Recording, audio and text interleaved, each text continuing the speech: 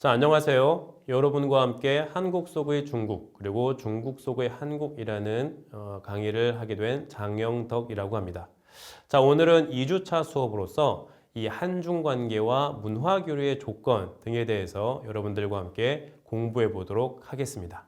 자, 오늘은 한국과 중국의 문화 교류의 조건을 설명하기 위해 이 문화 교류에 대한 내용을 먼저 구체적으로 살펴보도록 하고요. 그리고 두 나라의 지리적 조건, 그리고 역사적 배경에 대해서 살펴보도록 하겠습니다.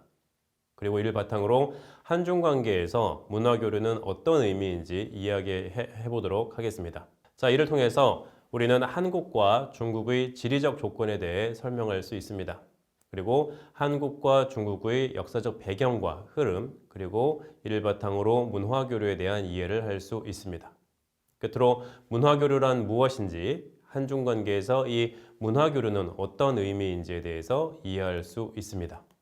자, 유엔 산하기구로서 이 전 세계의 교육과 과학, 문화의 보급과 그리고 교류를 위해 설립된 유네스코는 이 문화교류의 목적이 국가 간 문화 이 예술적 교류와 접촉을 통해 상호 이해 증진과 그리고 인류 평화를 증진하는 데 기여할 수 있는 이일체의 행동이라고 정의하고 있습니다. 그리고 이 영국의 사회학자이자 문화 연구의 권위자인 레이몬드 윌리엄스라는 사람은 이 유네스코의 정의를 바탕으로 모두 세 가지 측면에서 이 문화 교류를 정의하였는데요. 첫 번째는 전통적 의미로서 이 지적인 작품이나 실천 행위를 의미하며 이 비교적 좁은 의미의 정의를 먼저 설명을 하고 있습니다. 다시 말해서 우리가 알고 있는 물질 문화로서 이 문화와 예술 영역에서의 교류를 가리킵니다. 자, 두 번째는 보다 넓은 의미인데요. 자, 이 의미를 나타내는 모든 실천 행위의 교류를 바로 문화 교류로 정의하고 있습니다. 예를 들면 어떤 의미를 생산, 전달, 그리고 해석하는 모든 행위나 그리고 영화나 만화 혹은 사람들의 옷차림도 교류의 대상이 되는 것입니다. 자, 세 번째는 가장 넓은 의미의 정의인데요. 한 인간이나 어떤 시대 또는 집단의 특정 생활 양식을 이 문화로 정의하고요. 그리고 이러한 생활 양식의 교류를 문화 교류로 보는 것입니다. 이는 주로 인류학적인 정의로서 우리가 살아가는 이 일상적인 삶의 방식을 총칭하는 것이 문화이기 때문에 서로 다른 문화의 배경을 가진 사람들이 상호 접촉하고 또 교류하는 것도 모두 문화 교류라고 할 수가 있습니다. 자, 그런데 과거에는 이 좁은 의미에서의 문화 교류든 이 넓은 의미에서의 문화 교류든 서로 다른 문화 간의 접촉과 이 전파가 주로 국가 간의 정치적 그리고 경제적, 군사적인 지배와 그리고 피지배 관계의 확대를 통해 이루어졌습니다. 왜냐하면 지금처럼 교통이 발달한 것도 아니고 또 통신이 가능했던 것도 아니기 때문에 이 문화 간 교류라고 하는 것에는 큰 제약이 있을 수밖에 없었기 때문입니다. 그렇기 때문에 전쟁을 통한 지배와 피지배 관계의 확대를 통한 이 문화 교류가 가능했던 것이죠. 예를 들어 이 현재 일부 동남아시아 국가들에 남아있는 유럽의 문화는 과거 이 유럽 국가들이 이들 동남아시아 국가들을 오랜 기간 식민 지배했기 때문에 남아있는 것입니다. 물론 당시 동남아시아의 문화도 이 유럽에 전해지게 되긴 했죠. 자, 하지만 이 현대 사회에서는 기본적으로 이 평등성과 상호성을 바탕으로 국제사회의 평화적 그리고 안정적인 발전과 그리고 국제적 문화 공동체의 형성을 위해 행해지는 각종 활동을 모두 이 문화 교류라고 말하고 있습니다. 여기에서 중요한 것이 바로 이 국가 간 문화 교류에서는 평등성과 상호성을 인정한다는 것인데요. 이 과거와 달리 문화에는 상하 위계 질서가 없다는 것입니다. 특히 이 세계화가 빠르게 진행되면서 이와 같은 인식은 더욱 확대되고 있는데요. 여기에 인터넷이나 이 정보통신 기술과 그리고 교통수단 등 이런 물질 문명의 발달로 인해 이 문화 교류는 나라 간 상호 이해를 도모하고 또 존중하는 차원에서 훨씬 대등한 관계로 발전하고 있습니다. 따라서 이 현대 사회에서의 문화교류라고 하는 것은 과거와 같이 한쪽 방향으로 이 일방적인 흐름을 보이는 것이 아니라 대등한 상태에서 상호 영향을 미치는 것입니다. 그리고 이 정보통신 기술의 발달은 이러한 국가 간 문화교류를 더욱 촉진시키고 있는데요. 특히 우리가 자주 사용하는 이 스마트폰을 기반으로 하는 모바일 기술의 발전은 이러한 국가 간 문화교류의 제약을 완전히 무너뜨렸습니다. 이 모바일 기술의 발전은 국가 간 문화교류가 더욱 빠르고 손쉽게 이루어지도록 만들고 있습니다. 예를 들어 우리는 스마트폰을 통해 언제 어디서나 이 실시간으로 SNS를 사용할 수 있습니다. 지금 이 강의를 보고 계신 상황에서도 여러분들은 이 SNS를 통해 실시간으로 전 세계와 다양한 문화와 접촉할 수 있습니다. 이처럼 글로벌 SNS에는 수많은 문화들이 교류되고 있는 것을 확인할 수 있는데요. 비록 우리가 이 직접 문화 교류를 경험하는 것은 아니지만 이 또한 간접적으로 이루어지는 문화 교류의 한 형태라고 말할 수 있습니다. 이처럼 서로 다른 문화를 가진 사람과 그리고 서로 다른 문화를 배경으로 하는 정보가 이렇게 서로 교차하고 서로 부딪히면서 문화 교류가 일어나게 되는데요. 우리는 이러한 문화 교류를 통하여 나와 다른 문화에 대해 이해할 수 있습니다. 그리고 다른 문화에 대한 충분한 이해는 우리의 사회의 발전으로 이어질 수 있고 나아가서는 이 국가 간의 평화의 유지를 기대할 수도 있습니다. 왜냐하면 이 사회 문화적인 측면에서 국가 간 발생하는 많은 갈등이 이러한 문화적 차이, 특히 문화적 차이에 따른 상호 이해의 부족에서 비롯되기 때문입니다.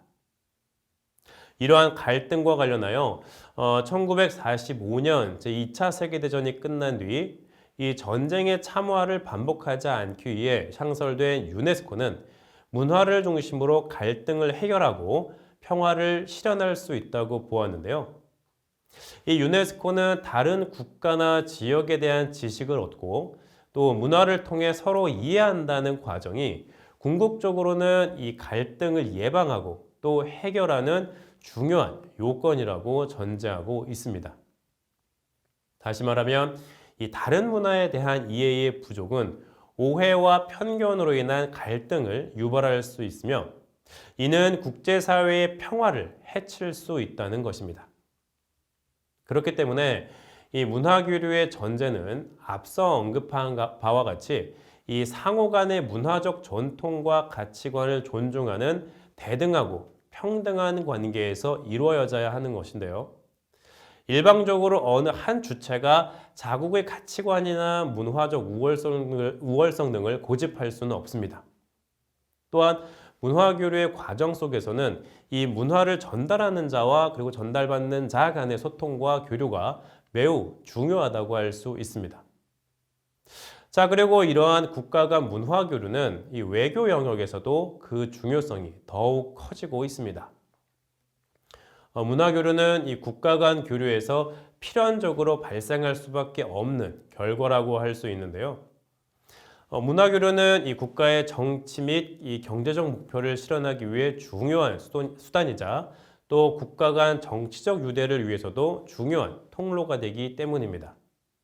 무엇보다 이 문화교류는 또한 외교의 한 축으로서 우리가 설명했던 문화외교 또 공공외교에서 가장 중요한 요소가 됩니다.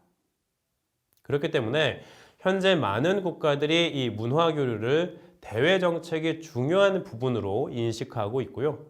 문화교류라고 하는 수단을 통해 이 국가의 이미지를 제고하고 또 국제사회에서 국가의 위상을 더욱 높이고자 노력하고 있습니다. 그리고 이 국가 간 이 문화교류는 상호 이해를 증진시키는 가장 효과적인 방법이기 때문에 정치적, 경제적 측면에서 많은 갈등들이 발생할 경우 이 문화교류의 역할은 더욱 중요해질 수밖에 없습니다. 여러분들께서는 혹시 핑퐁 외교라는 말을 들어보셨나요? 이 핑퐁 외교는 1970년대 초반 냉전 시기 이 적대 관계였던 미국과 중국의 관계가 개선되는 데 있어 바로 핵심적인 역할을 하였던 스포츠 교류입니다. 좀 더 구체적으로 이야기를 해보면요. 냉전 시기 미국과 소련을 견제하기 위해 당시 소련과 갈등을 겪던 중국과의 관계 개선을 미국이 시도를 하게 됩니다. 중국 역시 당시 소련의 위협에 효과적으로 대응하기 위해 미국과의 관계를 개선하는 것이 필요하다고 판단을 하였는데요. 하지만 이 두 나라는 서로 국가로 인정하지 않았기 때문에 정부 간 공식 접촉 자체가 매우 어려운 상황이었습니다. 이때 1971년 3월 28일 일본 나고야에서 열렸던 이 제31회 세계 탁구 선수권 대회에 참가 중이던 미국 탁구 선수단에 대해 중국이 초청 의사를 보냅니다. 이에 미국도 중국의 초청을 수락하였고요. 4월 10일 미국 탁구 선수단 15명이 중국에 도착하게 됩니다. 이들의 방문은 1949년 10월 이 중화인민공화국이 수립한 이후 중국 대륙을 공식적으로 방문한 최초의 미국인으로 기록되었습니다. 이후 이 미국과 중국의 관계는 크게 호전되었고요. 1972년에는 닉슨 당시 미국 대통령이 중국을 방문하기도 하였습니다. 그리고 1979년 1월 1일 이 미국은 대만과의 단교를 선언하고 중국과 수교하게 되죠. 자, 이 탁구가 적대 관계에 놓여있던 미국과 중국이라는 두 나라의 관계를 극적으로 개선하는 데 핵심적인 역할을 한 것입니다. 자, 한국과 북한의 남북 단일팀 역시 남북 관계가 긴장 관계에 놓일 때마다 남북 관계를 개선하는 데 중요한 역할을 하는 문화 교류의 한 형태라고 말할 수 있습니다. 그리고 스포츠 교류 이외에도 많은 국가들이 학술 교류나 문화예술 공연의 상호 교류 등을 타국과의 관계 개선이나 우호 관계의 증진에 적극적으로 활용하고 있습니다. 자, 이처럼 현대 사회에서 서로 다른 문화를 배경으로 하는 국가들은 타국과의 문화 교류를 통해 상호 이익을 얻고 있고요. 사회 발전의 원동력을 제공하기도 합니다. 따라서 이 문화 교류는 현대 국가 간 관계에 있어서 필수 불가결한 요소가 되었죠. 그리고 문화 교류는 마치 서로 다른 문화를 이종 교배시킨 것처럼 생존 환경을 개선하고 또 우수한 문화를 창조해야 됩니다. 또한 이 문화 교류는 쌍방향적인 속성으로 인해 양측이 모두 이익을 얻을 수 있다는 특징을 지니기도 합니다. 그리고 이 현대 사회에서 이 문화 교류가 제대로 이루어지기 위해서는 먼저 자신의 문화에 대한 중요성을 명확하게 인식해야 합니다. 또 세계 문화의 다양성에 기여하기 위해서도 이 자문화의 장점을 최대화하고 또 홍보하려는 노력도 필요하죠. 그리고 무엇보다 중요한 것은 다른 민족 혹은 국가의 고유한 문화를 인정하고 또 존중하는 태도를 취해야 한다는 것입니다. 타 문화에 대해 존중하는 태도가 이 뒷받침되어야지만 문화 교류를 촉진할 수 있기 때문입니다. 그렇기 때문에 반대로 자국의 문화를 표준으로 여기거나 아니면 다른 국가의 문화를 맹목적으로 추종하는 태도를 취하게 된다면 이 상호 이해의 폭은 좁아지게 되고 결국 이 문화 교류는 제대로 이루어질 수 없게 되겠죠.